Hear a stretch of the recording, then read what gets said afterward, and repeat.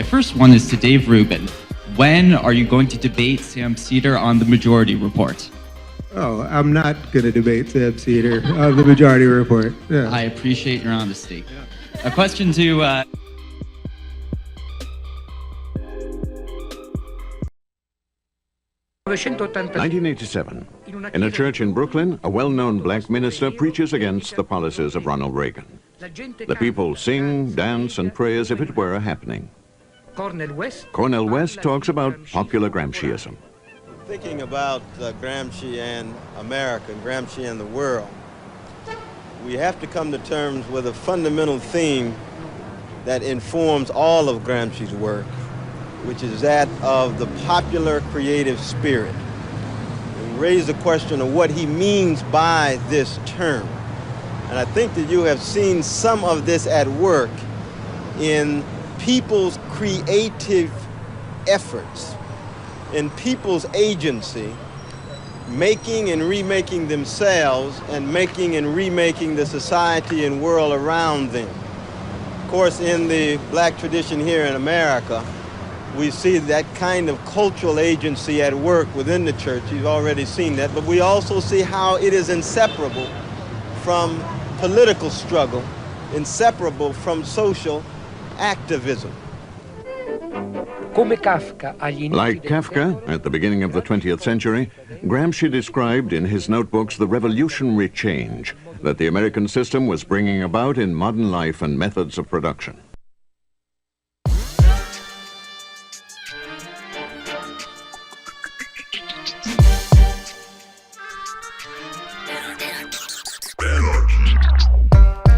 To the Michael Brooks Show. We're broadcasting live from downtown Brooklyn, USA, where left is best, with comrade and super producer Matt Luck. Hello. Chief economist David Griscom.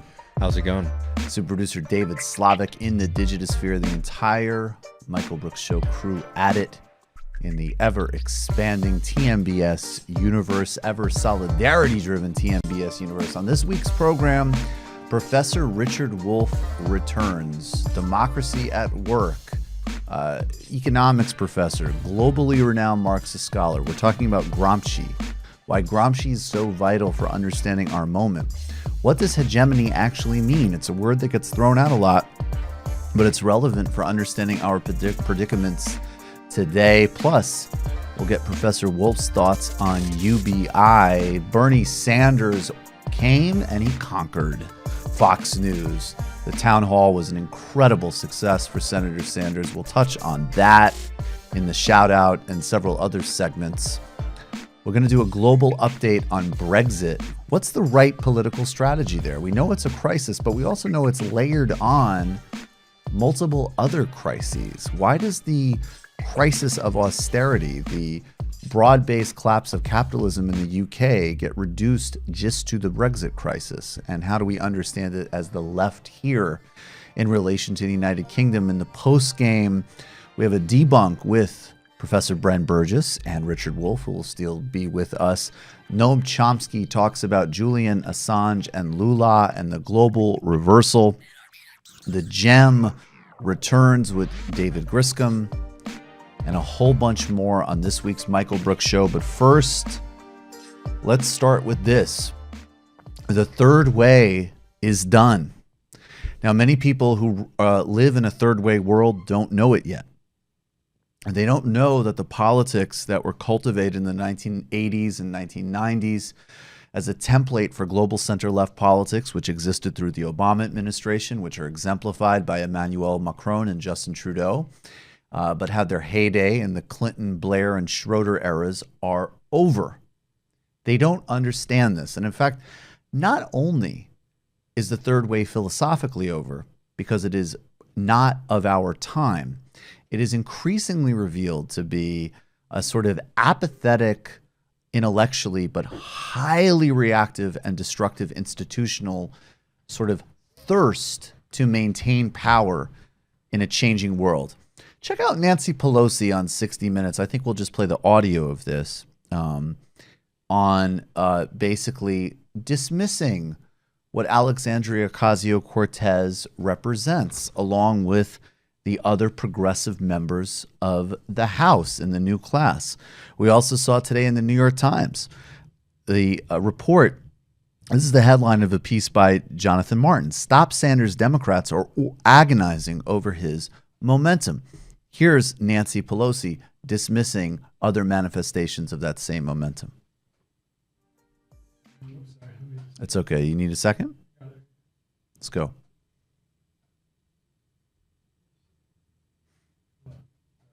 It's fine. We've lived through the results of the third way approach, and by every metric, family income, union density, access to home, access to health care, have been unimproved or worse than before this project started. Meanwhile, vast profits for the wealthy and economic inequality have reached historic levels, not just in the United States, but in every country where the neoliberal third way project has taken power. We cannot take it anymore, and we need radical actions in response. That's the Sanders campaign. That's this new energy in Congress. Here's Nancy Pelosi responding to it. So you are contending with a group in Congress. Over here on the left flank are these self-described socialists. On the right, these moderates. And you yourself said that you're the only one who can unify everybody. And the question is, can you? By and large, whatever orientation they came to Congress with, they know that we have to hold the center, that we have to go down the mainstream. They know that? They do. But it doesn't look like that. It looks as if it's fractured. She likes to minimize the conflicts within her caucus between the moderates and the progressives. You have these wings, AOC and her group on one side. It's like 5 people. No, it's the progressive group. It's more than 5. I'm a progressive, yeah. So actually, it's not just 5 people. It's actually, of course, this new exemplary leadership that's been shown so far by AOC and Rashida Tlaib and Ilhan Omar and Katie Porter and others. But of course, it's other people who've held the line on these genuine commitments, like Bernie Sanders and Barbara Lee and others, Rahalva and other Congress people. But it's also, more importantly, a surging movement of people across the country who don't want to live in a time of extreme scarcity, inequality, and viciousness anymore. That is the bigger momentum that Nancy Pelosi and other elites still refuse to understand. That's the momentum and the freak out you see in this piece on Democratic establishment figures trying to organize against Bernie Sanders. You see it in the trash, the embarrassing hit pieces from Think Progress. This piece shows a lot of people, Stop Sanders Democrats, are agonizing over his momentum. These people are discoursing that they're worried about him beating Trump, but they're clearly worried about him beating them. They're worried about the donors that fund campaigns and think tanks and have compromised the Democratic Party for decades, the neoliberalization of these political projects being dethroned because it means that their power will diminish. That's what they're worried about. This is the real world reaction to Bernie Sanders at the Fox News town hall. We're going to give him a floor for a closing statement here. All right. Well, thank you very much. And I hope I wasn't too hard on you. That's all right. We can take it. All right. All right. Look, thank you all very much for being here. And thank everybody for watching. Just a couple of points. I think sometimes the divisions in this country get a little bit too hot. Okay, at the end of the day, we are all Americans who love this country.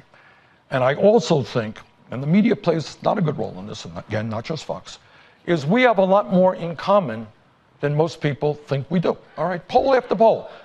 Should we raise the minimum wage to a living wage? Yes. Should we rebuild our crumbling infrastructure? Yes. Should we make sure that our veterans get the health care that they have earned? All right. Should we make sure that we do not cut Social Security or Medicare or Medicaid? Should we give huge tax breaks to billionaires? You know, that's how most people feel. So I hope, look, I'm looking forward to a good campaign. And the last point that I want to make, and I thank Fox, for the opportunity of being here, and that is, I want to see our country have the highest voter turnout in the industrialized world, not one of the lowest. So no matter what your views are, get involved in the political process, stand up and fight to make this a better country. Thank you all very much. That's the real response to these policies. And the third way will always try to move us out of this grounded material understanding of politics that Bernie's articulating there. A unity that actually can be rooted in shared broad sets of interests, along with the absolutely necessary fights against white supremacy, against the terrorism of immigrants.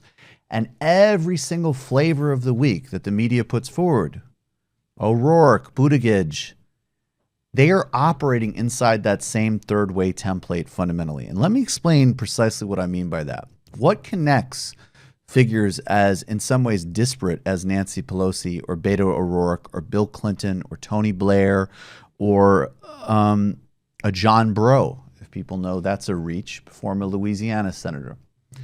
There's a couple of different threads of the third way, and I would recommend people become a patron, listen to our illicit history on it. One aspect of the third way and the early Clinton years was a willingness to move to the far, sharp, extreme right on so-called social issues, to make appeals on immigration, on race, on crime. This was the Joe Biden model of attacking George H.W. Bush from the right and calling for massive expansion of the criminal industrial complex. At the same time, no doubt, it was also about accommodating Wall Street and the corporate sector and sucking up campaign dollars. But the early third way made a big point of pivoting to the right on so-called social issues. This also happened in Britain under New Labour as well. More recently, graduating through the Obama era was a little bit more moderation. And again, we need to be distinct here because the beginning of the Obama era saw like Rick Warren giving a major address at his inauguration. So there was actually still a lot of reach out, although it was not nearly as extreme or destructive as the Clinton era. Then it evolved towards the second term, towards a more formal and very positive commitment to things like marriage equality. But then that was the technocratic age, and you saw echoes of this in things like Al Gore's Reinventing Government, in Tony Blair's what they literally have called deliverology at certain points. And this is the notion, of course, that this isn't an ideological project. It's about what, quote unquote, works. Or if we're going to make it more kind of spiritual and broad and metaphysical, this is the Obama and Buttigieg and O'Rourke realm of it's all about being together as people, not with common real interests like healthcare and college and dealing with the climate crisis and reclaiming our democracy from oligarchs and corporations like Bernie talks about, but in just kind of broad-based, vague categories. We're all trying to look after kids. We all want to be nice or whatever. So this second and third components of the third way, and this is why woke discourse can be very problematic because they have jumped on and accommodated the rhetoric, sometimes a rhetoric of serious and fundamental categories of liberation, to forward the same fundamental project of corporations can still basically run the day.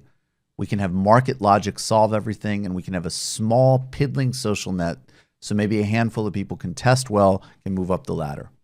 And then maybe, unlike Republicans, maybe, and this is a really big maybe, we can ameliorate some of the deepest suffering of people in our populations. This is the model.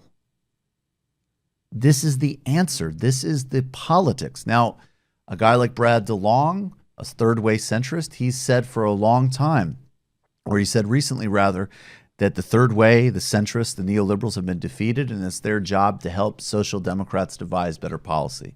And that's great. Welcome aboard. But they cannot run the show anymore. This template does not work. This template is harming and disregarding the lives of tens of millions of human beings. And we know that what Bernie Sanders is proposing, especially if you have a radical trajectory, is simply the beginning of a radically democratized society. I don't know if that's his long-term goal, but I know that that's what those of us who want to absorb more and more of our lives into our own power are advocating for.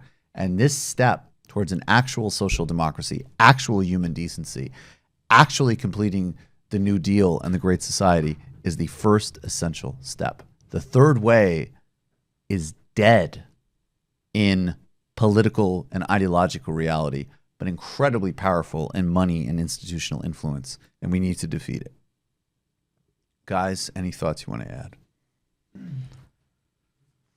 I mean, you know, the third way was an absolute disaster when you look at the, you know, the quality of life that most people who were living in societies that were taken over by that ideology lived in at the end of it. And honestly, when you really think about it, it doesn't even make much sense.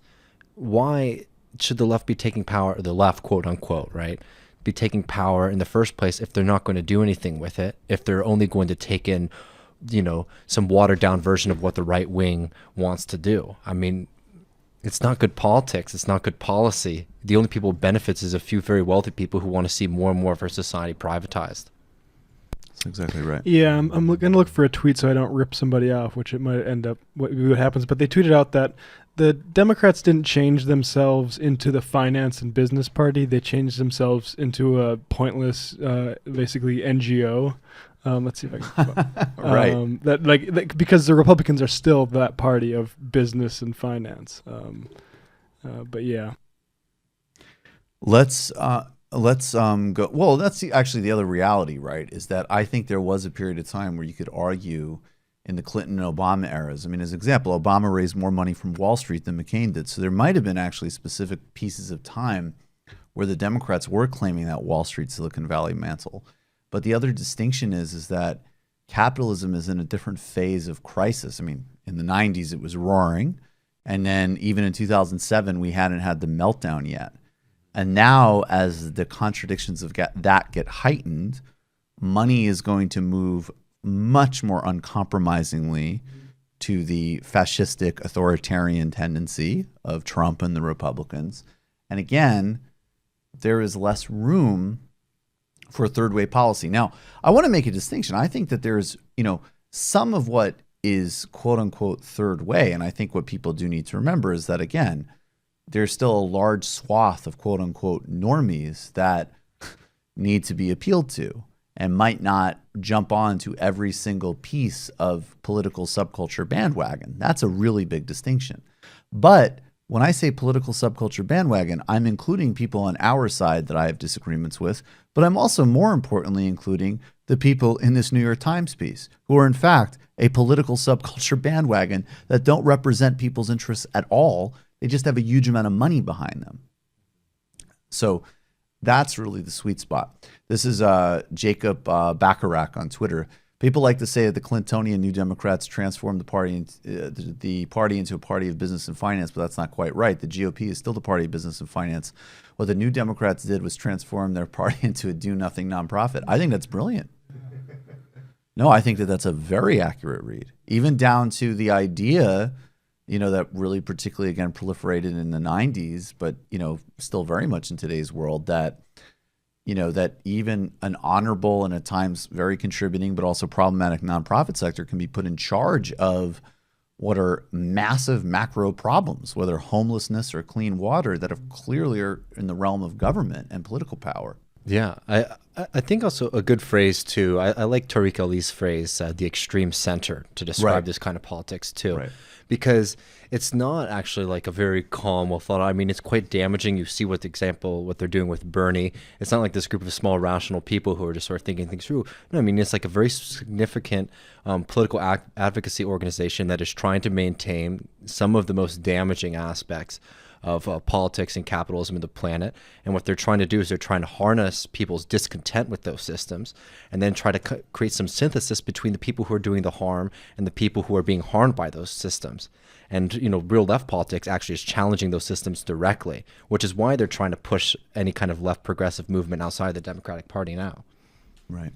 I must say I do like that stories like these are starting to be written. The rematch Bernie Sanders versus Clinton loyalists, because I mean, Neera has a storied history on Twitter. She famously got Matt Bruenig fired from Demos. And she's just, especially on the topic of Bernie Sanders, she just reeks of dishonesty to me. And then you actually see some of the behind the scenes stuff. It's like, well, and again, it's just the broader macro point is like, we're in a position where the Democratic frontrunner you just fundamentally cannot trust the coverage of the main supposedly liberal institutions, whether it's Think Progress or MSNBC or even the New York Times. I mean, the New York Times writes these columns on him that if I wanted to play a game that I don't particularly care to play, verge on anti-Semitic, are totally... They make fun of his voice. They make fun of his voice. They make fun of his appearance. I mean, again, all of the types of things that, again, I'll cop to in terms of like, I'm totally someone who has taken cheap shots about those sorts of things. And maybe even in the past has like rolled my eyes of like, oh my God, whatever. But you know what? Maybe people have a point about that sort of stuff. But if you have a point about that sort of stuff, then it better apply to everybody, you know, frankly. And, you know, the sort of extraordinary double standards of it and the just relentless, disingenuous bullshit of it with along that extreme center, utterly bizarre, irrational hatred of Bernie is what carries through. I think that this fight that Bernie's been having with Cap and Think Progress, a lot of people, I've seen some people criticize it saying, oh, well, this is just, you know, some people who are now in Bernie's campaign who are very online trying to settle grudges. People need to recognize, and a lot of people don't understand how politics really works within Washington, D.C., how powerful CAP is, the Center for American Progress, especially in the Obama years. I mean, this was putting people in very important positions of power within the Obama administration. Oh, yeah. So when Bernie Sanders, who has a very good chance of becoming the next president of the United States, is saying, not only am I, you know, pushing back against what you're doing to me now, but we're not going to have any of this in my future administration. I mean, this is a real significant moment where there is going to be a struggle that's going to be going on sort of behind the scenes. It might not be absolutely, and this is the back end of all this stuff. You know, behind all the flourish, it's an ideology and blah blah blah. And it's important, people. You know, it's jobs, it's consulting contracts, it's prestige, it's money, and part of the reason that these people hate Bernie so much is because, you know, it's one thing if it's like, oh, he's from Vermont, that's so cute, he's worried about poor people. Well, all of a sudden, somebody who didn't play the games might be rising. And again, I just want to say too, you can always see. Look, I've made my critique of the open borders as a frame, and the distinction that Bernie's running for president and not DSA chair. And that being said, ironically, all of the smart criticism, and I think the most valid criticism, I do want to see Bernie get better and better, specifically on immigration and ICE terrorism. All of those critiques come from like an actual left and are almost always framed in terms of he's clearly the best candidate and here's what I'd like to see happen. And that criticism and that engagement is smart, necessary, and welcome.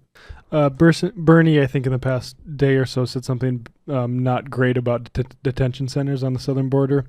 And I'm not going to get into specifics, but I saw a podcast which had David Frum on say he needs to do better about immigration. So... Yeesh. I don't know what that is, but yeesh. Yeesh. All right. In fact, let's do the shout out really quick. This has all been sort of an extended shout out, but the shout out. But look, Bernie Sanders went on Fox News and he crushed it. When you have a headline on a place like Politico, of course, shouts to DJ Anarchy. What was the Politico headline? Politico was Bernie Sanders goes to Fox News and triumphs.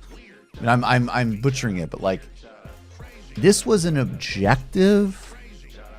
I'm not even going to say triple. This was a grand slam. Okay, there were a few things on immigration. Yes, was it inside the park home run?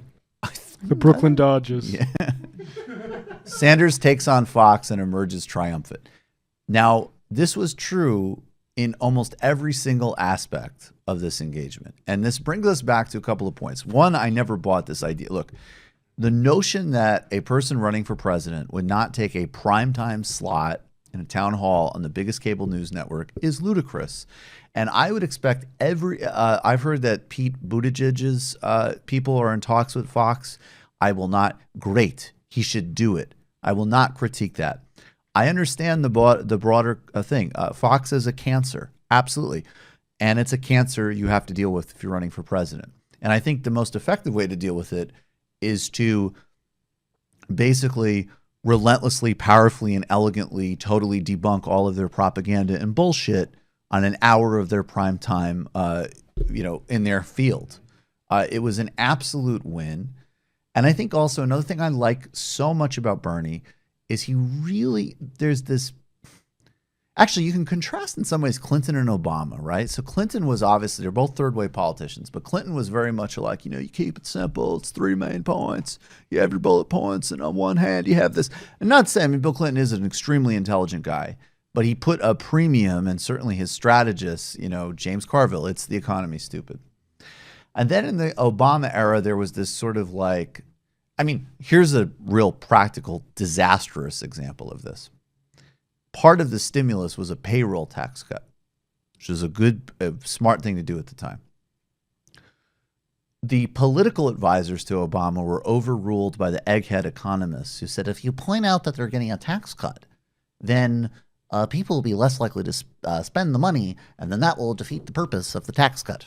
So this sort of, and I'm sure they had some data to back it up, and this cerebral argument appealed to President Obama, who's obviously a very cerebral guy.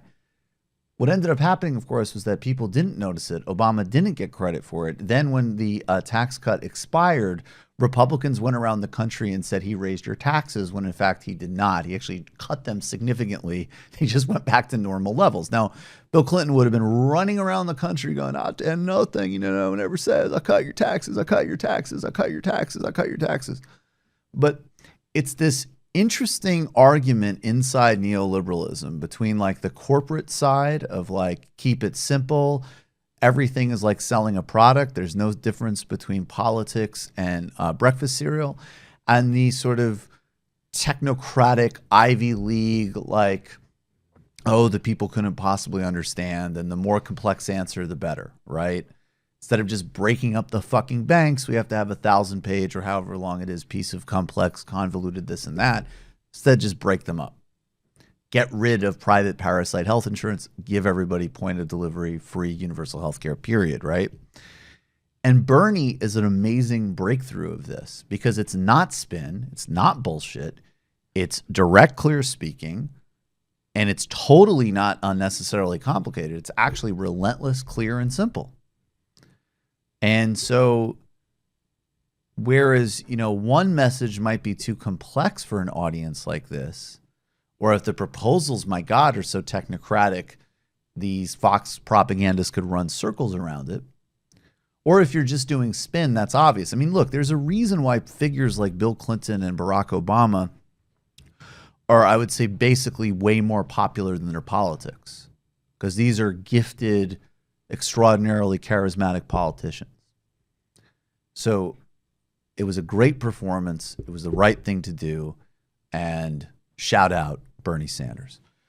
Let's do a little pitch, and then we will get to the little bit of an extended global segment on Brexit. So, guys, we continue to grow and expand, and we appreciate each and every one of you. We want you to listen to our illicit histories and idea primers on everything from the revolutionary Thomas Sankara, the politics of places as diverse as Tanzania, Europe. We had a really good in-depth dive with Mark Botanga on how the left is constituting itself in the Eurozone crisis. And then, of course, also Haiti, Jamaica, Brazil. The post-games are incredibly fun. And you can engage with great guests like Richard Wolff, who will be on tonight. And we love being beholden to all of you and only you, patreon.com/TMBS. I don't know, honestly. Maybe there'll be tickets left if you go to the door of the bootleg, but I would not guarantee it at this rate. Really not many left, and they're accelerating fast. The live show, April 20th at the Bootleg Theater. We're playing games like Who Said It, Mussolini or Mark Cuban. Nando Vila and I are talking about the reversal of the pink tide. Big Waz and I are talking about a communist 21 Savage. Anna Kasparian and I are not, of course, talking about more than this, but it's pretty obvious that a live show with Anna and I is going to involve a Dave Rubin dunk-off, and maybe even a Dave Rubin pre-recorded sketch, actually. Bolsonaro. It's going to be an incredible show. For VIPs, you can come out and hang out with us a couple hours before. A bunch of people brought those tickets. We're looking forward to see you all there. Hello, hello, hello, hello. I wish Matt could just walk around with a soundboard. We will see you at the Bootleg Theater this Saturday. Oh, and I should also tell you, I mean, a lot of amazing people will be in the audience, not up on stage. So, don't, not saying, I mean, they're there to take in a show, but like, you might have an opportunity, as an example, say what's up to John Idarola. You might have an opportunity to have a say what's up to Hassan Piker, maybe Ben Mankiewicz. A lot of great LA people.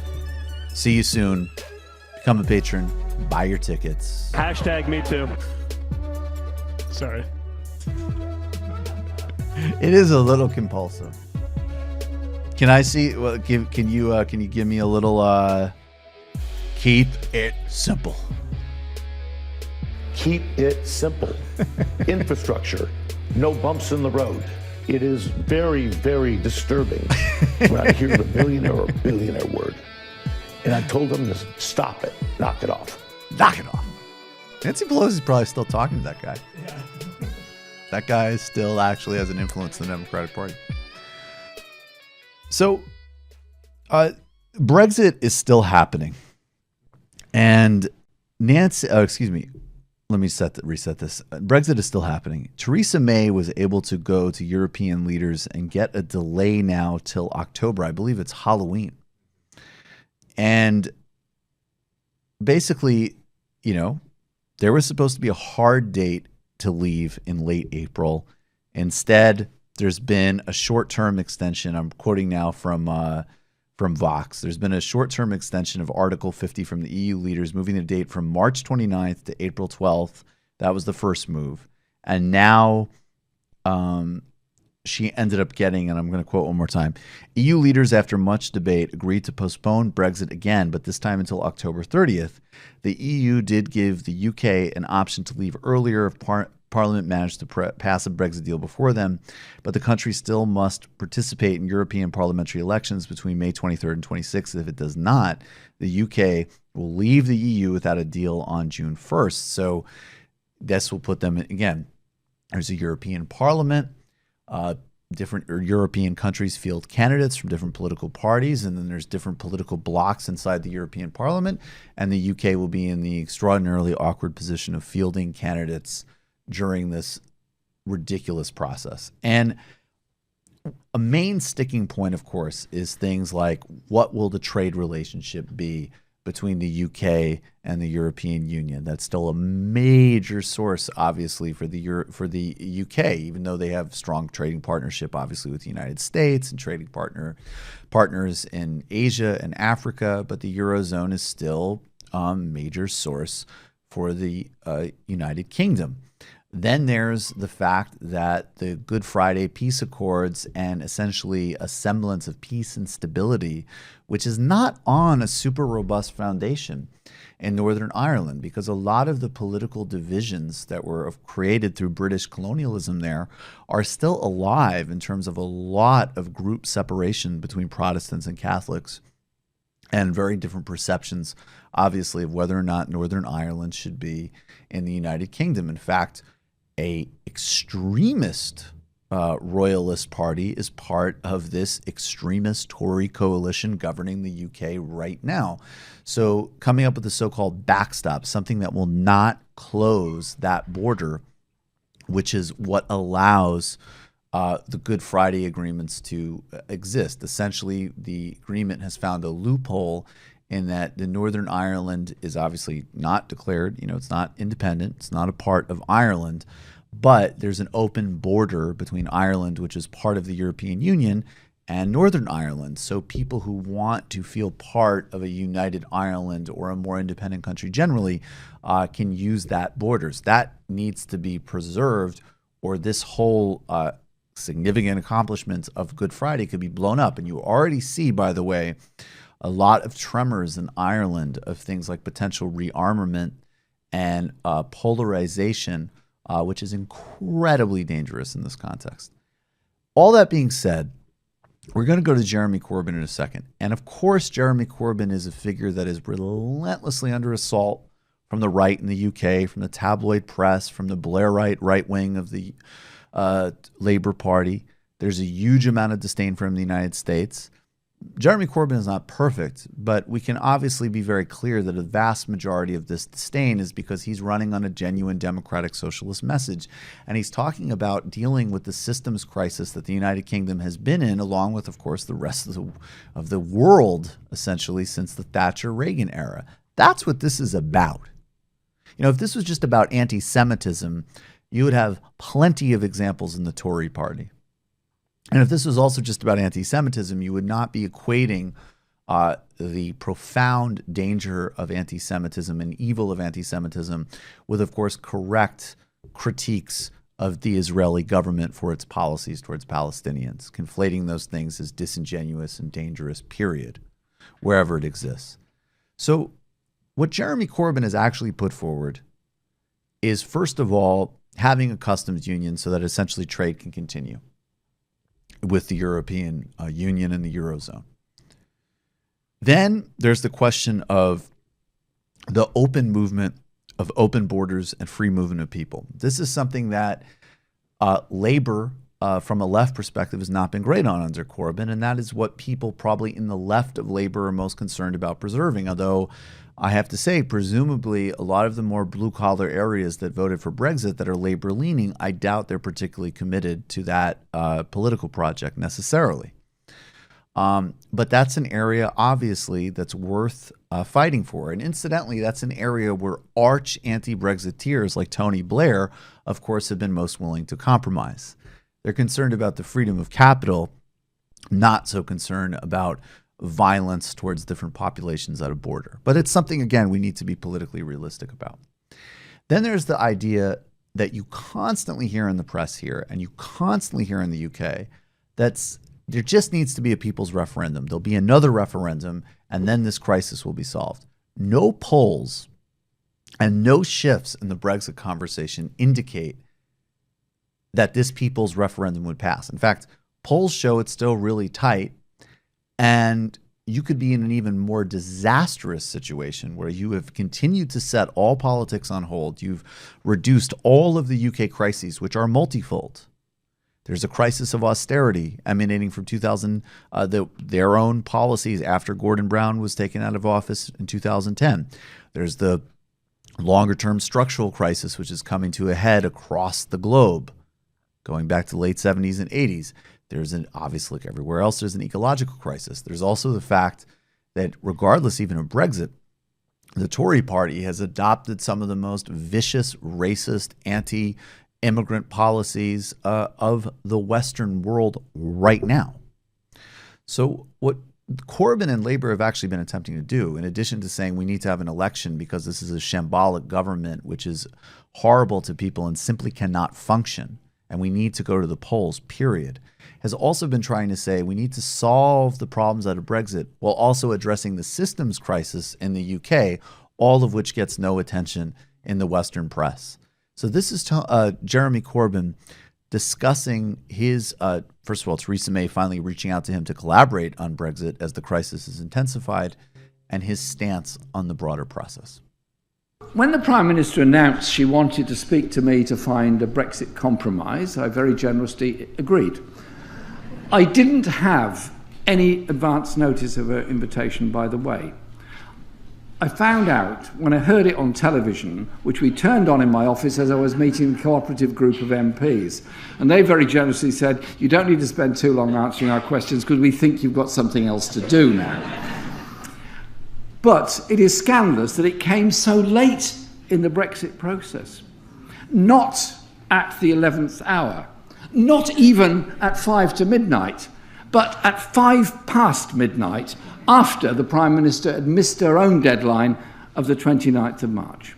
Nevertheless, we're engaging in talks in a serious and constructive way. But we must see those red lines moving, and we must see real compromise by the government. And I have to say, it's a challenge to negotiate with a government that is collapsing all around us. When you can't be sure if commitments made by the Prime Minister will survive the week, and when Cabinet collective responsibility has given way to collective irresponsibility, with ministers battling it out on the airwaves.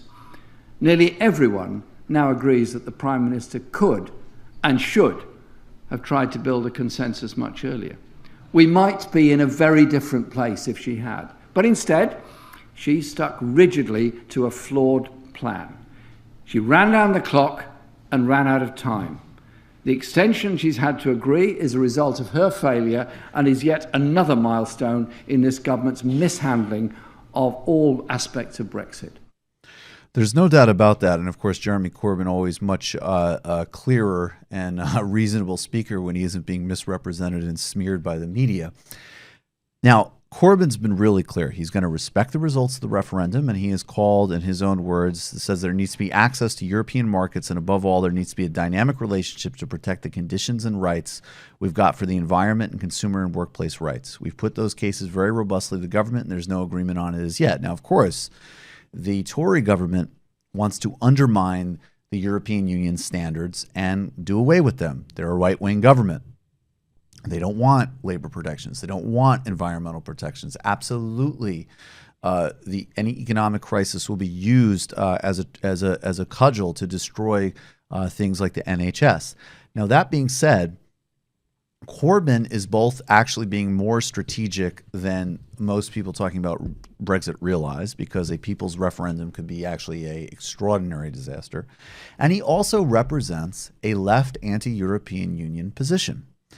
Grace Blakely, who hopefully will be a guest on this show soon, who's an economic advisor to Corbyn, has called for a left Brexit.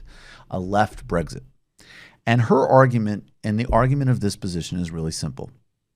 It's that fundamentally the left project is opposed to transnational financial institutions writing the rules of economics for, in this case, sovereign countries, but also more broadly what is possible in any type of global effort. Adom Keciuciu noted the role of the World Bank and IMF, the Western financial order, destroying the Third World Project, the post-empire project.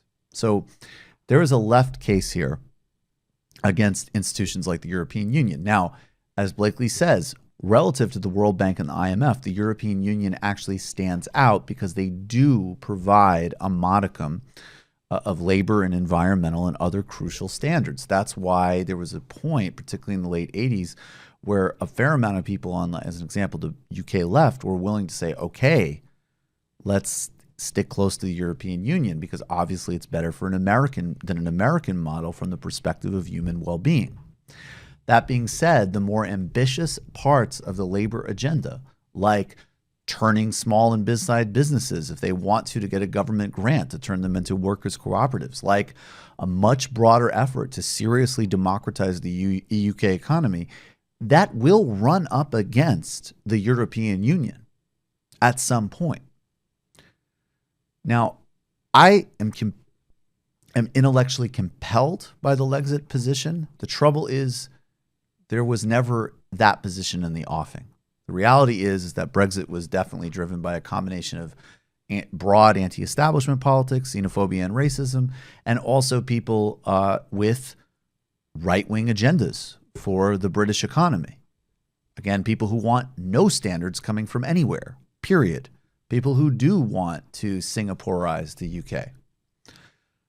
And there were a small group of people on the left that supported Brexit because of the correct concerns that they have identified earlier. The question now is how Corbyn can synthesize the right strategy for getting to electorate as quickly as possible, not obscuring the structural crises just in Brexit, maintaining what the UK needs inside the European system, and potentially, if possible, re-leveraging a Brexit process, if it continues, for that Lexit position. But that's going to require, as all of these projects, a huge amount of ground-up work. And I still would maintain that the most important and sort of immediate crisis thing, and what is owed and obligated the most, is steps to protect the Good Friday Accords and the people of Ireland, who, again, we should not forget, are still, and historically much more extremely, have been colonial subjects of the United Kingdom. That's the Brexit update, everybody. And I have to say, it was frankly not bad. Packed in a lot of information. A lot of information. You a Lexit guy, Griscom? You seem to be a bit of a glum bucket. Who does? Theresa May? Yeah, just yeah. Oh, I mean, Brussels. Brussels, yeah. I Brussels. mean- There's a lot of glumbuckery in this whole conversation.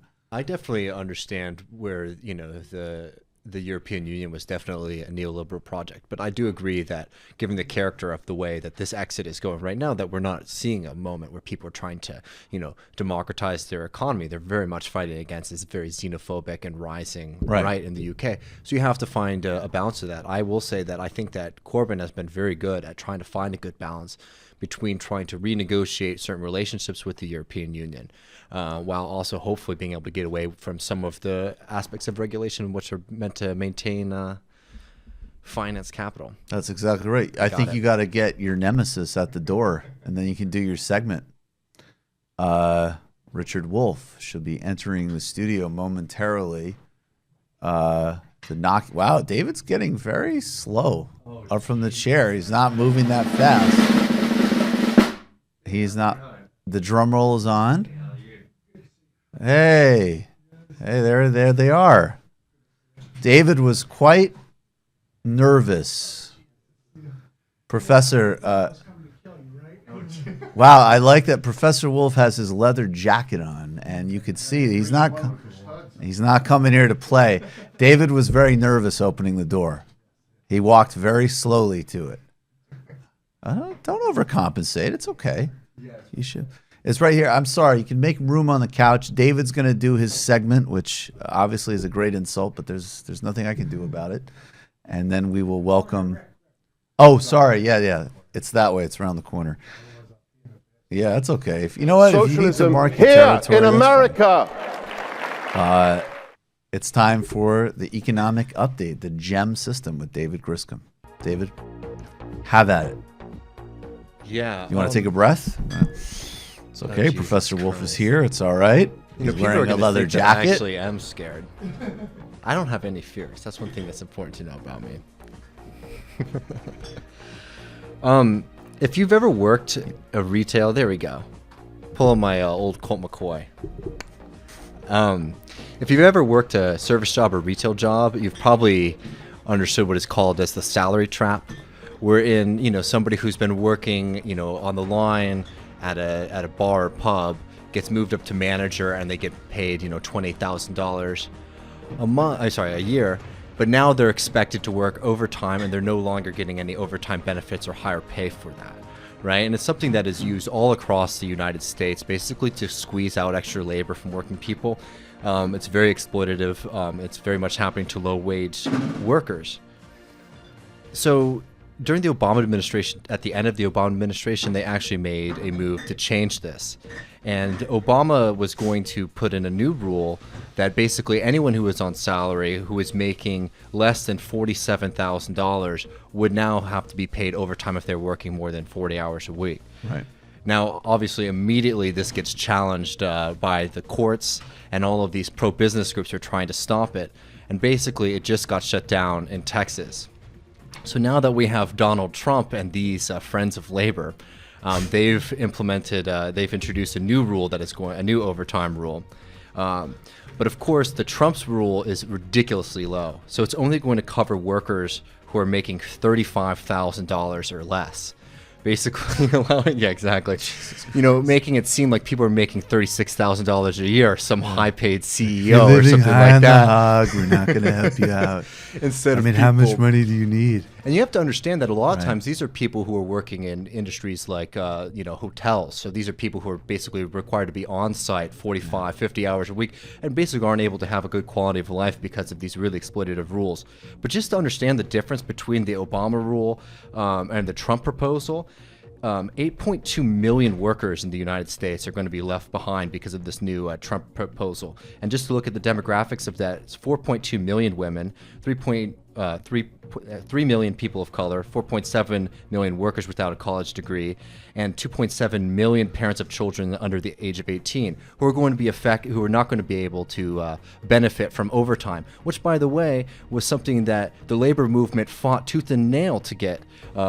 You know, in the past. And now, as we see over and over and over, these basic rights that have been fought through workers' struggle are over and over being pulled back because of weird technicalities. You know, we talk about independent contractors and all these other things, basically ways for major corporations to get around labor laws that we've fought so hard to create. And just, one last thing, if the 1975 rule that was including workers who were on salary to get overtime benefits had just adjusted to inflation, today it would be 58,000 people who are making less than $58,000 a year, which far exceeds even the Obama rule. So you see, this tension, one, that even the Obama rule wasn't even as good as the original rule that was put into place.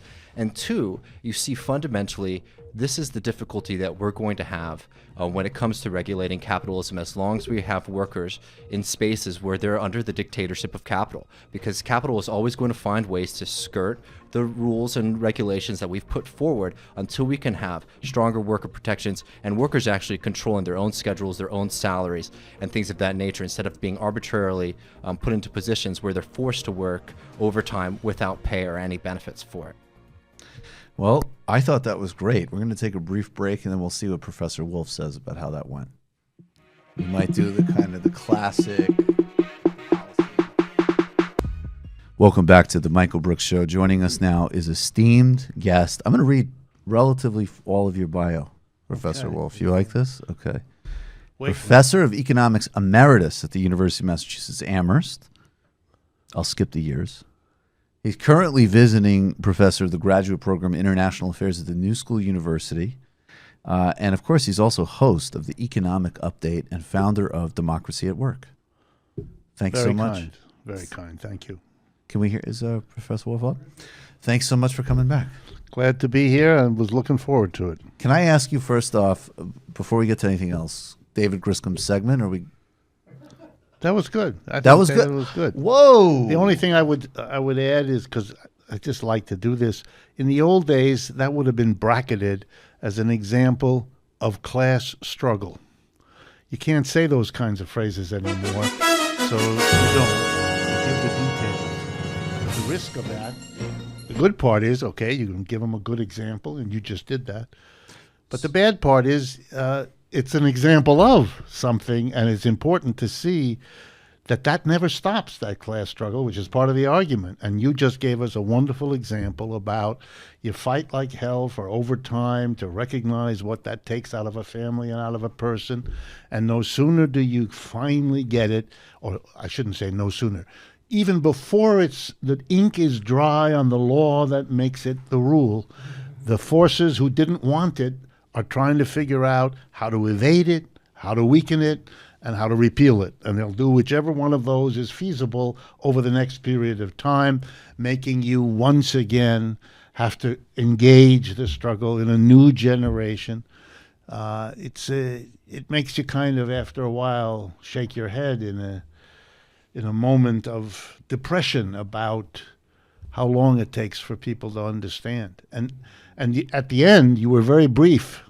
If I have any criticism, a little more could have been given to the point you made. And the point you made was, someday workers might want to be in charge of this, so they're not always fighting an adversary who's difficult to defeat. And no sooner have you defeated than he goes to work to undo it. And there's lots of histories of them undoing it. And then you're back to square one. Imagine a workplace that was organized without this adversarial setup, where the workers themselves were in charge of things like the work rules and pay systems and so on. You wouldn't have this absurd, either you win or I win, endless game or class struggle. Can I, just to brass tacks for a second, are you saying that despite him not fleshing it out and frankly being a little soft, which I think we all can agree on, that he can operate in North Brooklyn? Yes, I'm lucky I didn't bring my wife, because this imagery of hard and soft is very dangerous. He was gentle with it. Okay, he was gentle. So yeah, gentle. I don't know if I like this. So I do. So he could operate as long as he doesn't say go above Canal Street. Yes. Okay. Ooh. All right. Well, I think you have your geography set, buddy. I like it. Actually, I want to play this sound because I think this is an interesting example related to what you're talking about. Maybe you should put on the headphones for the, or I guess you can play it on speaker. Okay. Bernie Sanders had a very successful night at this Fox News town hall. And it's interesting because, I mean, look, obviously he's running on, you know, he's not running on a full democratization of the workplace. No. But there are these kind of sparks and shoots of, as an example, healthcare, of actually a little bit more of the dynamic you're talking about, which is like, how about we just stop the bullshit?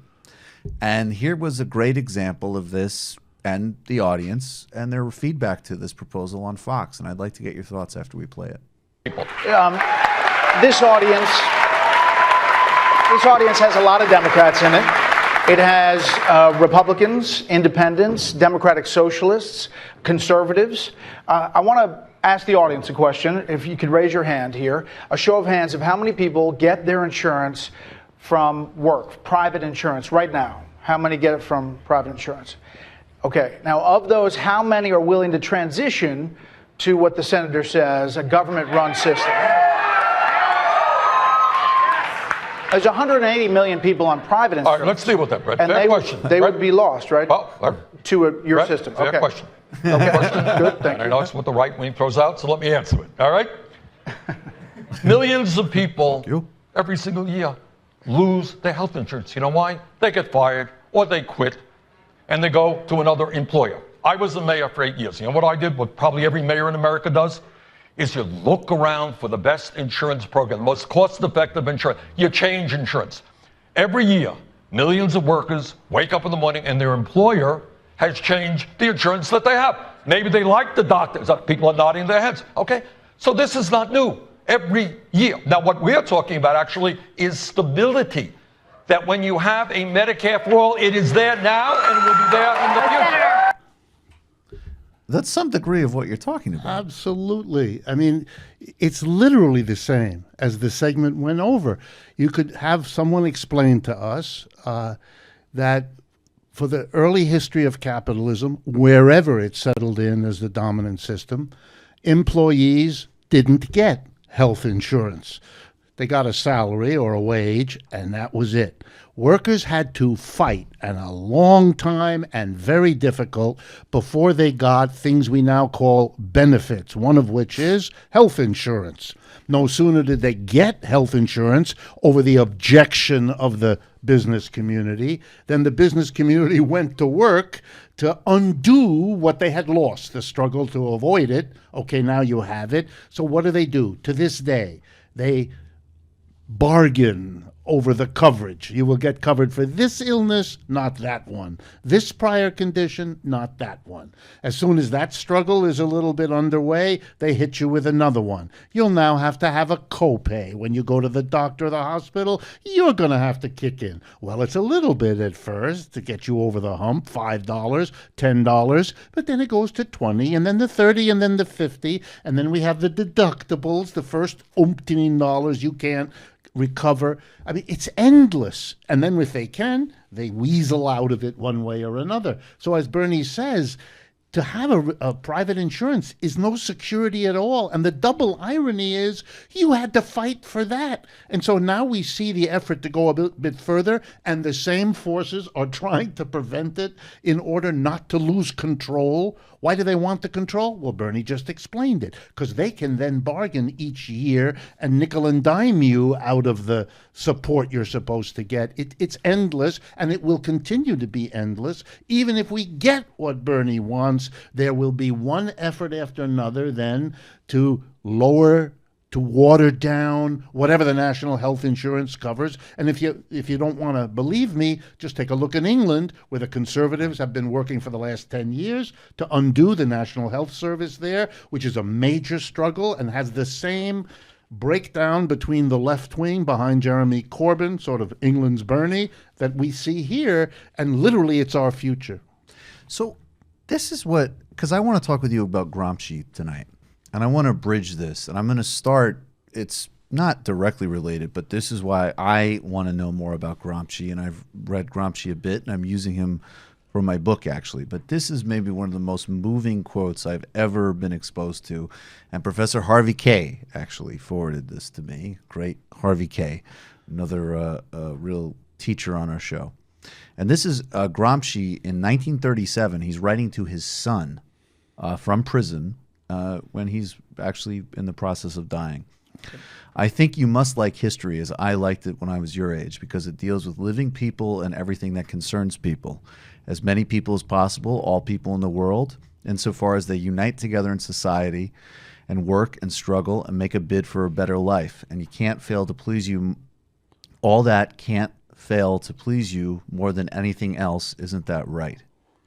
That's an incredible quote to me. And I think that part of what happens, even when you're explaining these things that seem so common sense, like, why do we want to live in a boom and bust economy where resources are so scarce? I'll throw one other example, and I did a illicit history recently with Professor Jamila Michener, brilliant healthcare historian at Cornell. We talked about the history of Medicaid. And at the end of the conversation, as it broadened out, her point actually was like, basically, unless you're Jeff Bezos, this health system is a threat to you. You could be making $1 million a year, and if your child is born with a certain condition, it could wipe you out. I mean, this is fundamentally unacceptable and dangerous even to some of the most privileged people in the history of the planet. So we know that. And not only do we know that, we literally experience it every day. And then on the other side of it, and I feel that weird voice in the back of my head, even with my politics, when I hear you speak, it's like, well, I don't know, but if we do that, we do these things, and in fact, I'm working for it, are we going to miss something? Is it going to become bad? And that's where I'm wondering if you could bridge Gramsci and hegemony, because I've almost started to think of hegemony as almost like even that kinesthetic sense of an irrational fear of an obvious change we should pursue. Yeah, I think you're putting together in your last comment there the wisdom of Gramsci and the enormous gift his imprisonment in a dialectical marvel gave us. He was in jail. Mussolini put him in jail in the early 1920s and kept him in there until he killed him in 1937-38. The man had been the head of the Communist Party in Italy, had been a dynamic leader. I don't know if people are aware of it. He was born and raised on the island of Sardinia, an unspeakably poor island at that time. It's not, other than for tourists, it's still basically a poor place. And he was born deformed. His body was all bent. And as a young person, his parents believed that he would die because he was so misshapen as an infant. And so what they did, in the superstitious way that that part of the poor Italian population lived, is he didn't sleep in a bed for a long period of time. He slept in his own coffin. That was what they did. Jesus Christ. And he would try to imagine what it would mean to wake up each day in something that you knew would be where you would end up. Well, he didn't die. He grew up. He never overcame that. He was a misshapen adult, too. But he became the leader. He told a story when he was older, if this is not taking us too far away. No, go wherever you want, please. He told the story of being on a train after he had become the head of the Communist Party. And people should remember, he became head of the Communist Party in Italy at a time when the Communist Party was the biggest and most powerful communist party anywhere in Europe. It was a stunningly successful communist party for a long time. And that was devoted, he took a lot of credit for that and had a lot of credit for it. So he was on a train somewhere, and a person was sitting opposite him, and they got into a conversation, and after a while, the person said, well, it's very interesting to talk to you. Who are you? And he said, well, my name's Antonio Gramsci. And the guy got angry. He said, Gramsci? That's our great leader. The guy could not put together the great leader of the Communist Party and this gnarly little man. And it really kept going. And I don't think he ever convinced the guy that he wasn't a megalomaniac rather than who he was. Anyway, Jesus. So he's in prison for all those years, badly treated. His illnesses got much worse. He wasn't cared for. It was a way of slowly killing the guy, which in the end it did. But the thing about Gramsci, the gift he gives, which is where you're going with this, and I think you're quite right to do it, is that Gramsci was always agonized over the following thing.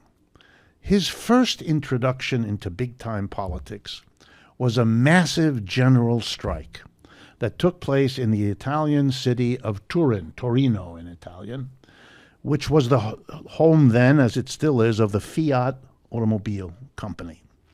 And he led, that's how he became kind of a big leader, he led a strike, a massively successful strike for a long time. In the end, it wasn't so successful, but for a long time, he led the workers out in Torino. And out of that experience, and in the immediate years thereafter, he reached the following crisis, if you might say it. His observation was the workers are really badly treated. They know they're badly treated. They know who's badly treating them. It isn't a mystery. Or to use his language, the objective situation is ripe for a revolution, for the majority to rise up and stop the exploitation that is their daily life. But they're not doing it. And we can't get them to do it. Why is that? Why is it that the objective circumstance is clear, is decisive, and gives us the chance to win, but the subjective, that's how he reasoned it, the way people think is blocking them from seeing and doing what they're able to do. They could win tomorrow. We could have won that strike. We could take over this society. So he began to do what he felt Marxists had been not so good at, to look at the subjective, to look at the ways people think about the world, which may not enable them to see or to act in ways that are their own self-interest, given the objective. Now, that's a very modern question because it's agonizing American progressives to this moment. Right. Why is the obvious inequality that gets worse each day, the instability of a system which just crashed in 2008 after 40 years in which people in my profession taught 2 generations of students that we didn't have to worry about this anymore because we had learned all the lessons in the Great Depression that would preclude us having what we just had again. So you have objective circumstance after objective circumstance in the world, and yet people, like you said just now, hesitate, feel they might lose something, are worried. Where Gramsci went with it was to ask about the consciousness of the Italian mass of people, the working class. That led him to become a scholar of the Roman Catholic Church. How did that church become so powerful, not just in terms of the cathedrals and the churches and the priests, but in the deep consciousness, in the subconscious almost? He becomes interested in psychology. Try to understand what this churchiness is. What happens to a person who's baptized at birth, who has the sacraments as they go through life, who sits at the end with the dying relative and has the priest go through the procedures that go with all that. So he asked that question. Then he asked the questions about work, the attitude of a worker to doing a good job, this interesting desire to hold on to the sense, I do good work, even knowing that the harder you work at doing good work, the more you're making profit for somebody who's not only other than you, but is going to use that process to screw you 12 different ways, and your family as well. How do you work all that out? So it becomes, and that's why he's so powerful, it becomes the first, I mean, I'm giving him a little bit more than he deserves, but he deserves a lot. One of the early Marxists, Georg Lukács, a Hungarian, was another one, but one of the early ones who really began the interest in Marxists to go beyond economics and politics and look hard and with deep respect at how culture works, how ideology works, how religion works, to understand this, how the capitalists, the employers, who are in fact a small minority of the community, are able to be as powerful, to govern, because they can put together an alliance. They can go find other parts of society and work a deal with them so that this minority, through these connections, can become dominant, or in his language, become hegemonic, be able to control the society as a whole, even though they are a small and in and of themselves vulnerable minority,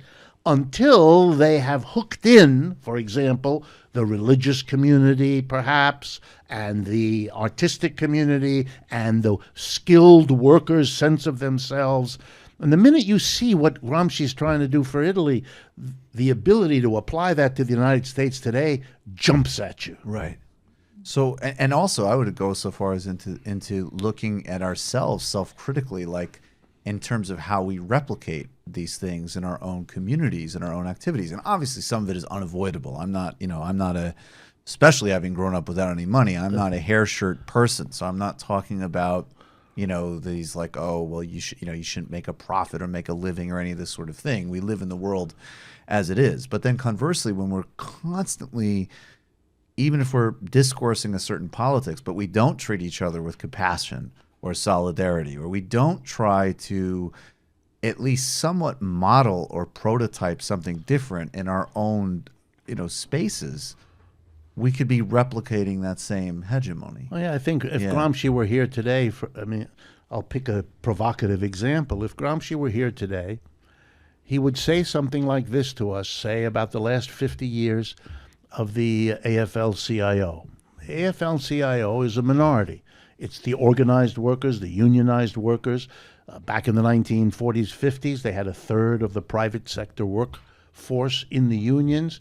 That's a minority, but a strong one. Mm-hmm. They needed to understand, they didn't, but they needed to understand that like the employers, a smaller minority, they had to build their own, using Gramsci's language now, counter-hegemony. In other words, they had to struggle for hegemony, and to do that, they had to build alliances.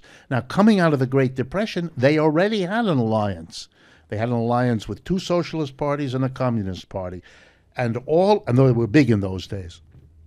And all of the people who were touched by all of that, which is a lot of people, they either could build on that coalition, which had been very successful in the 1930s, getting us little things, Social Security, unemployment compensation, a minimum wage, and a federal jobs program, which affected, almost every family in the country one way or another. Right. So they had proven that they were powerful. They were proven that they could act politically. They had proven that they could become close to hegemonic, since every one of those things I just mentioned was opposed by the business community with fervor all through the 1930s, but they lost. Instead, the anti-communism after the war got to the union leadership, the AFL-CIO, and they broke that coalition. They went down the rabbit hole of anti-communism. And that was a hegemonic project. And that hegemonic strategy. Yes, it was a hegemonic strategy of the ruling groups in this country, but they got the active cooperation of a trade union leadership that didn't think it needed allies and a coalition.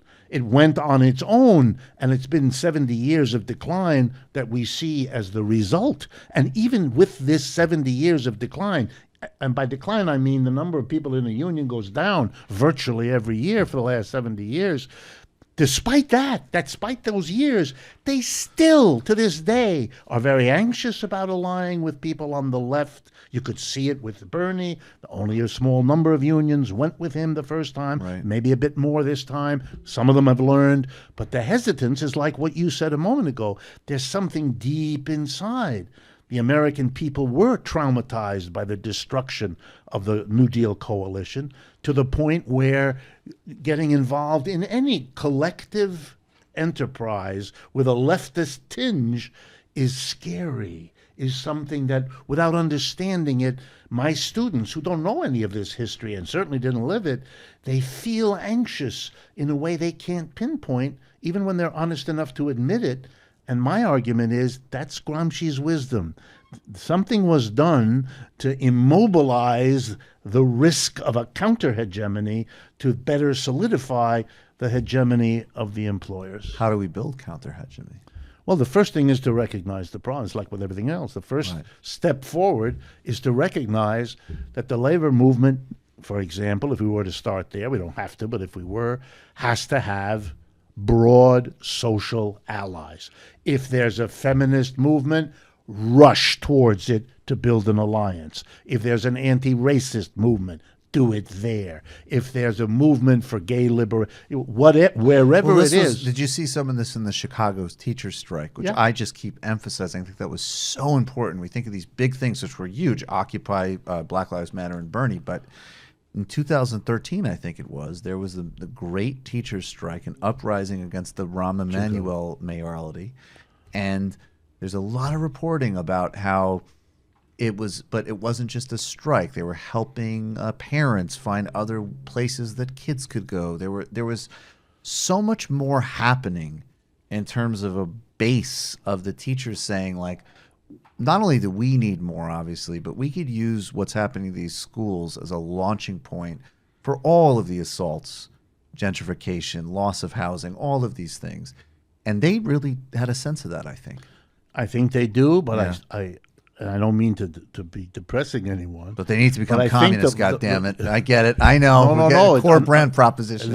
On the right, I think they're still ahead of it. I think, Mr. Trump is going to be the ally of fundamentalists in the traditional religions. He gets it. He has never shown the slightest respect for any of that. He's never participated. He has made public and private jokes at the expense of those people, as the traditional Republicans always did, the Bushes and all the others. But he is going to go further to solidify them. He has to, in part, living the life he has, with ex-wives and all the rest of it. So he has to, in some sense, go further. But he's eager to do that. He's eager to do it with the military. He's eager to do it with the National Rifle Association. He understands, perhaps better than even the other Republicans, that you have to work hard at these hegemonic alliances. You have to renew them. You have to refresh them. And you have to go however far it takes. The left may be outraged by the latest Trumpism, but those Trumpisms are all of a piece. Whether he understands it or not, who cares? Right. He is holding on as best he can to that core of 30 to 40%, whatever it is, that are the people he needs to hold on to, including the threats, which are right up Gramsci's idea. The threat, I don't know if you noticed when Cohen, his former attorney, was finishing his testimony, one of the last things he said was, and if he loses, I'm not sure he's going to leave the job. That's a threat. It's the kind of threat he repeats from time to time. But he wants people to understand that I have enough hegemony, not over a majority, not even close, but I have enough that I can make it impossible for this society to function. Don't push me.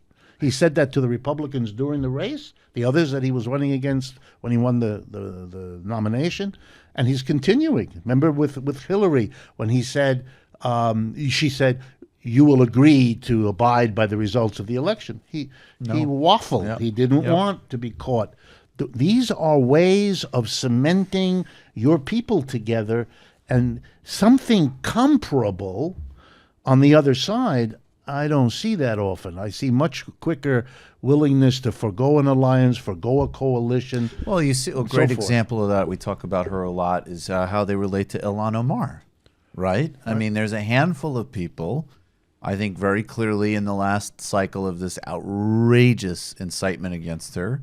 Sanders has been clear. Warren's been clear. Tulsi Gabbard put out a good video. But you see, I mean, as an example, Nancy Pelosi, right? She's the leader of the Democrats, for God's sake.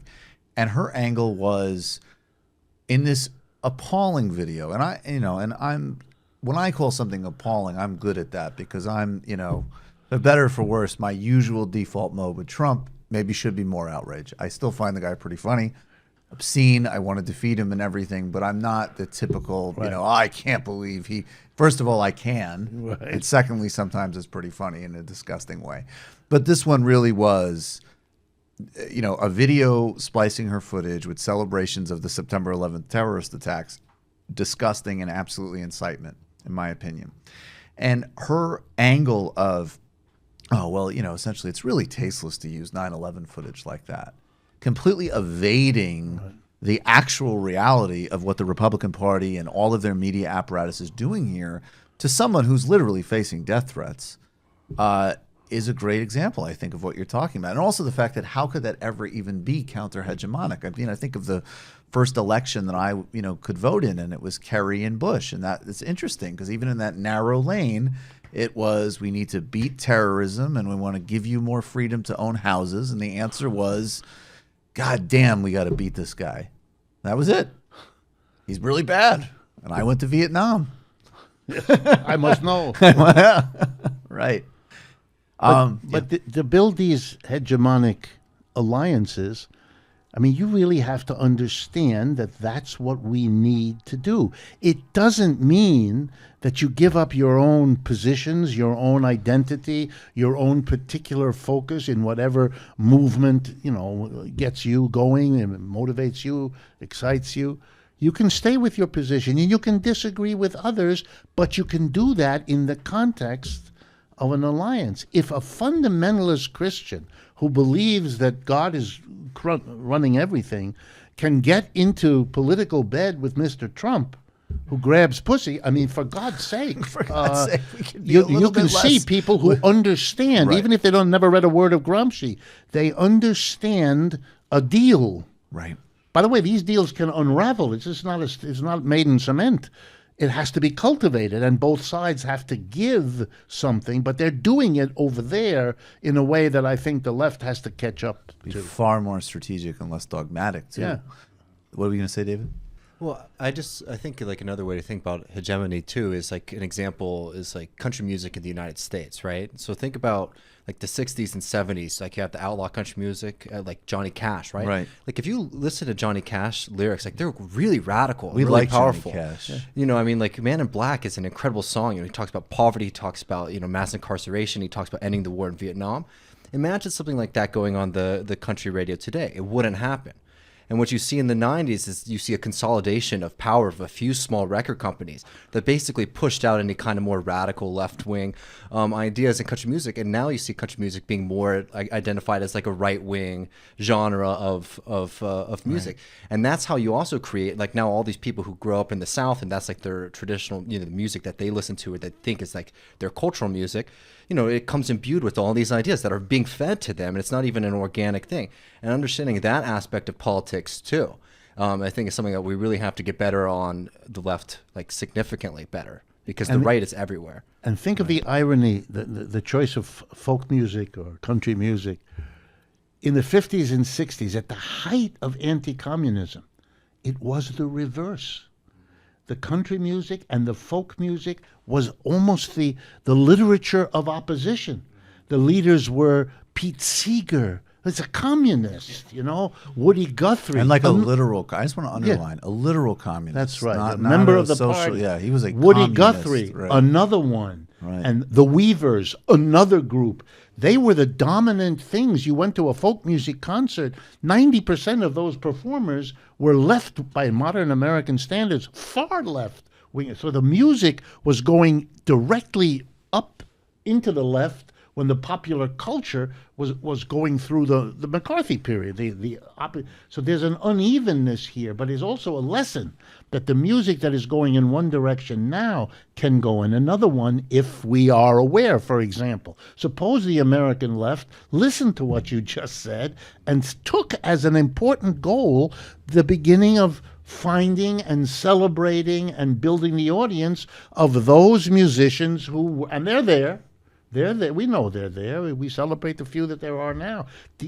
What about making it a real project to help them, to bring them to the conferences, to put them on the television shows in order to understand the importance of popular music, which has always been an important place.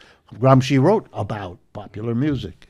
There's a line, I don't remember what book it's from. It might be Born Fee Dead, which is a great book about Jamaica and Jamaican gang politics and really how it was accelerated by Reagan, same dynamics in some ways. But they had a line, they would say, and I'm paraphrasing this, but it was something to the effect of the perception at a certain time, this is probably back in the 70s, that reggae, that that country was white people reggae. They perceived it as like, oh no, this is about being poor. It's about struggling. Like they saw a total kinship in that music. That's like well before the reversal you're talking about. So, I mean, all of these things are very malleable. And I remember I was living in New Haven, Connecticut at the time and working with the AFL-CIO Central Labor Council. And I remember being taken aback by the number of workers, men and women, who came to the monthly meetings of the council and who loved that song, I forget the artist's name, Take This Job and Shove It. Remember that? Mm-hmm. That was an incredibly exciting, and just the words. Take this job and shove it. I'm not working here anymore, whatever the lines were. This was exactly what they wanted to hear. And this is better Johnny than Paycheck. The Johnny Paycheck is better than Darlene left me and let's bomb Sudan. Yeah. No, and it's also during that period of time too. Not to derail us on this, but like in the '60s and '70s, this is the American Indian movement was going on, right? And these guys, Waylon Jennings, at this period of time was one of the most popular artists in the country. And the American Indian movement, they were literally like fighting the United States like in armed rebellion, right? And like those people were supporting them. These were powerful movements. You had, and I remember, and that great point and counterpoint where Marlon Brando at the Academy Awards that year had someone from AIM, right? And then the counterpoint, though, I have to say, is Clint Eastwood in total. He came up and he said, "I want to honor all of the dead cowboys in our movies," which was both. Yeah. So it's an amazing clip because he's an asshole and totally reactionary, but. It's also, though, a precursor to like 1990s Too Cool for Politics, because he isn't doing like, I'm so offended you do that. He's doing like, all right, everybody, let's not be so serious. Also, I'm compelled. Which became the kind of irony mode. Yeah, I'm compelled to add that the early cowboys weren't white guys, typically speaking. Well, that's very true. But he was literally talking about movie cowboys. Yeah. He was just being an asshole. So in the last couple of minutes before we go to the post game, speaking of this, what are your thoughts on UBI? How do they fit into this conversation? Well, and please, all UBI people, we love you. It's fine. Disagreements are okay. I understand the impulse behind it. There's a legitimate basis to be embarrassed, ashamed of how we treat the problem of people who are not earning enough money to live their life in a decent way. There's a compassion there. There's an understanding, and I don't want in any way to undermine that or contradict it. It's like how I feel when I see someone on the street with all the homeless we have in New York now reach into his or her pocket and take some change and give it to them. It's a nice moment. I like it. Right. But as a way to deal with this problem, I'm horrified. I can't get over it. It misunderstands the problem on such a scale that the good thing becomes bad without any badness of intention, but it becomes bad given the context.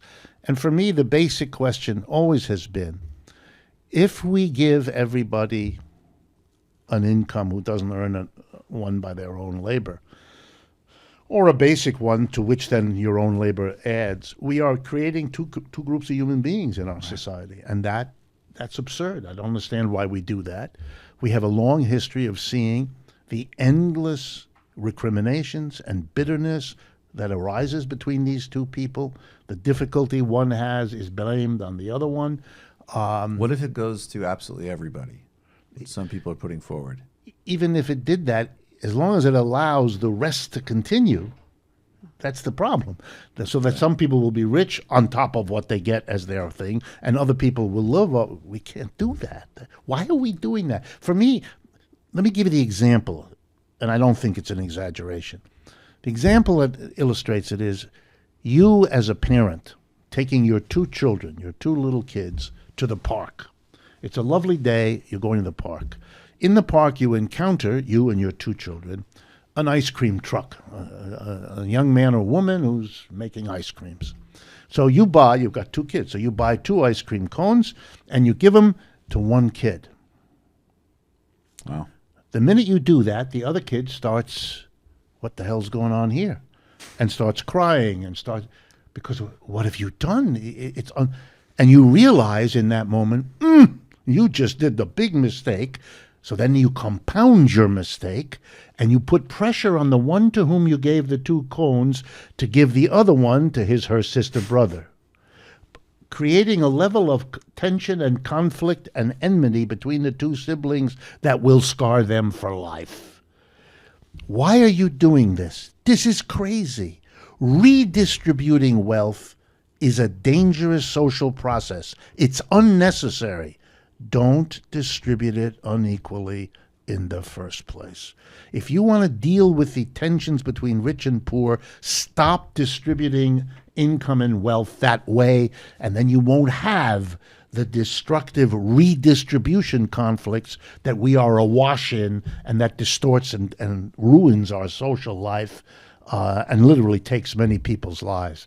The issue is how you distribute the product of our labor in the first place, not to endlessly debate how to redistribute it. Once you gave those 2 ice creams to one kid, you've done the damage. You realize that. You're now trying to save it from being even worse, but you didn't have to in the first place. You didn't have to distribute it. There is no reasonable basis to give Jeff Bezos $150 billion in wealth while other people, can't put food on the table. It's a crazy way to organize a society.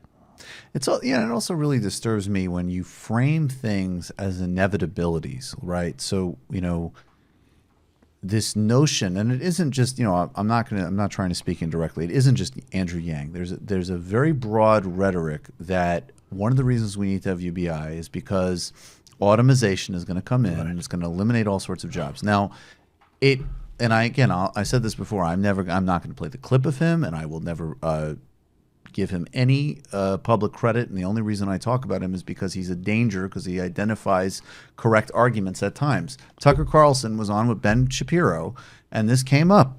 And Tucker Carlson was basically doing, insincere, in my opinion, and pretty obvious bullshit, but his version of why he's not a pure free marketeer.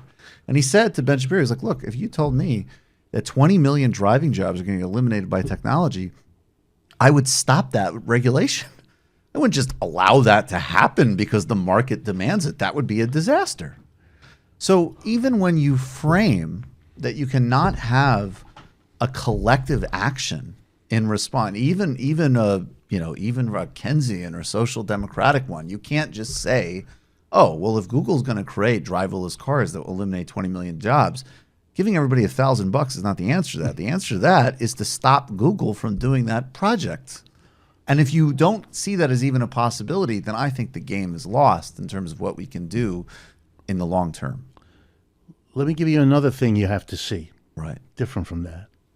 And that is, there's a move here that should be exposed for what it is. And the move is, if we have a technical change that allows things to be done with less labor than that should be good news for us. It should be, and it could be. Right. Here's the punchline. Right. And I use a little example. It's not complicated. The arithmetic is very simple. Imagine anything being produced. It takes 100 workers, and they produce 100 things, and they charge $1 each, and they make $100 revenue, whatever you want to call it. Okay, now a machine comes along, makes workers twice as effective. 50 workers can do the same, producing the same 100 units. They charge the same dollar. Market is the same.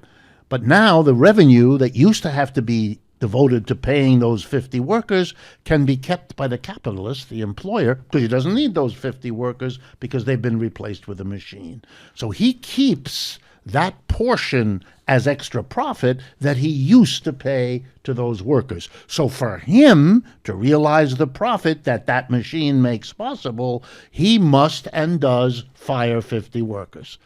But is that necessary? No. Let me give you a simple example. Here's the alternative. Same machine, same layout. But the decision now is going to be made, oh, we don't need as much work to produce 100. We only need half. Everybody works half day. Nobody's fired. Nobody's fired. The wages are the same. The profit is the same because he's getting 100 units, selling them for $1 and paying his workers, and whatever profit he got before, he will get now. The gain in the technology will then be the leisure of the majority, the employees. Technology will have one half a day off for every worker rather than profit. So it's the leisure for the majority versus the extra profit for the individual. That's the real issue. And you elide that. You pretend it's not there, or you make it invisible by this instant little game in which a new invention wipes out the jobs. No, it doesn't. It could just as well preserve the jobs at half the time. So that's beautiful, and correct me if I'm wrong, but I actually see the three different economic standpoints in that. So neoclassical, so-called, is let the technology come and give all the money to the bosses and fuck you.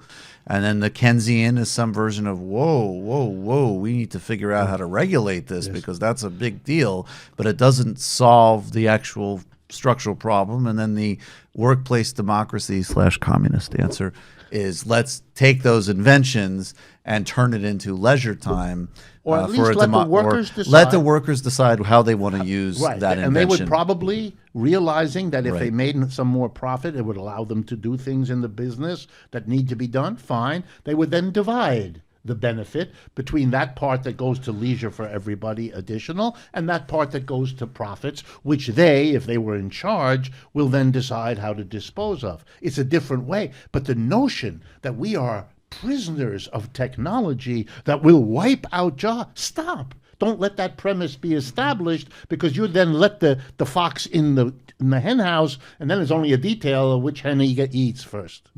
Sorry about the metaphor. No, I love that. That's beautiful. So we're going to go in the post game, and I realize I should have said we got a bunch of sound to get to. We're going to go for another little while in the post game.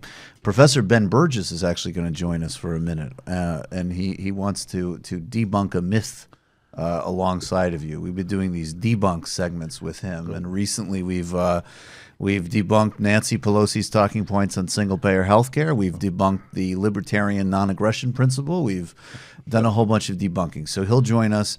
We've got some sound to get to, a little bit more Bernie sound, and also a Noam Chomsky clip where he talks about Julian Assange and Lula. I want your thoughts on that. Okay. Professor Wolff, please tell everybody all the ways that they can connect with your work. Oh, that's very kind. Actually, could you bring that book? I brought you a little present. Oh, thank you. This is the new book. Yes. Excellent. This is your own thank personal you. Copy.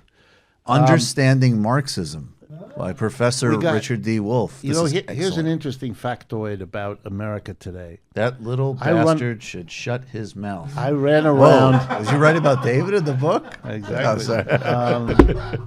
I travel around the country. I talk in different places. That's how you and I connect sometimes anyway.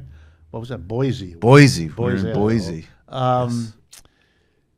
And I'm asked this question over and over again. What's this Marxism? What's it about? Why is it important? Do you take it seriously? Yes. Well, then why do you?